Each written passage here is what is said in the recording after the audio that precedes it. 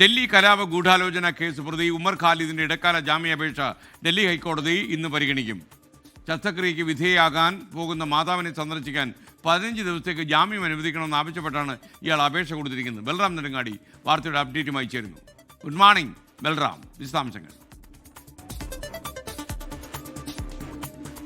Very good morning S K.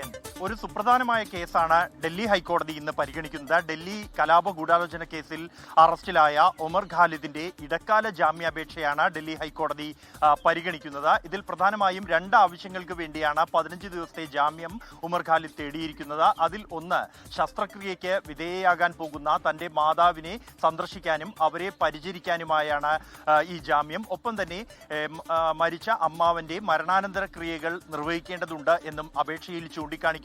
നേരത്തെ വിചാരണ കോടതിയിൽ ഈ ആവശ്യങ്ങളുമായി ഉമർ ഖാലിദ് അപേക്ഷ സമർപ്പിച്ചിരുന്നുവെങ്കിൽ പോലും ഇയാൾ ചൂണ്ടിക്കാണിച്ചിരിക്കുന്ന കാര്യങ്ങൾ ന്യായമാണ്. നേരത്തെയും കോടതി ഉമർ ഖാലിദിനും പ്രതികൾക്കും ജാമ്യം അനുവദിച്ചിട്ടുണ്ട് എന്നും, എന്നാൽ ഓരോ തവണ ജാമ്യാപേക്ഷ നൽകുമ്പോഴും അതിലെ കാരണങ്ങൾ വിശദമായി തന്നെ വിലയിരുത്തിയ ശേഷമാണ് ജാമ്യം അനുവദിക്കുക പതിവ് എന്നുമാണ് വിചാരണ കോടതി വ്യക്തമാക്കിയത്. തുടർന്നായിരുന്നു ഉമർ ഖാലിദിന്റെ ജാമ്യാപേക്ഷ കോടതി തള്ളിയത്.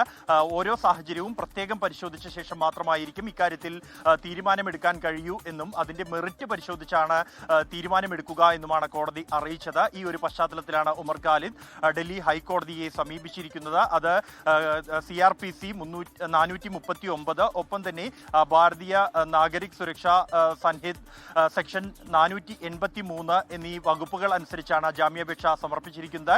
ഇന്ന് ഡൽഹി ഹൈക്കോടതിയിൽ ജസ്റ്റിസുമാരായ പ്രതിഭ M. സിംഗ്, മധു ജെയിൻ എന്നിവരുടെ ബെഞ്ചാണ് പരിഗണിക്കുന്നത്.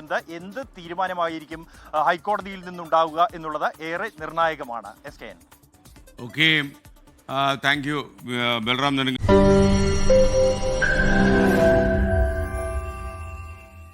ലോകത്തെവിടെയായാലും ഏത് സമയത്തും 24 വാർത്തകളും ഓഗ്മെന്റഡ് റിയാലിറ്റി പാക്കേജുകളും എക്സ്പ്ലെയിനറുകളും വിശദമായി കാണാൻ ഞങ്ങളുടെ യൂട്യൂബ് ചാനൽ നിങ്ങൾക്ക് സബ്സ്ക്രൈബ് ചെയ്യാം.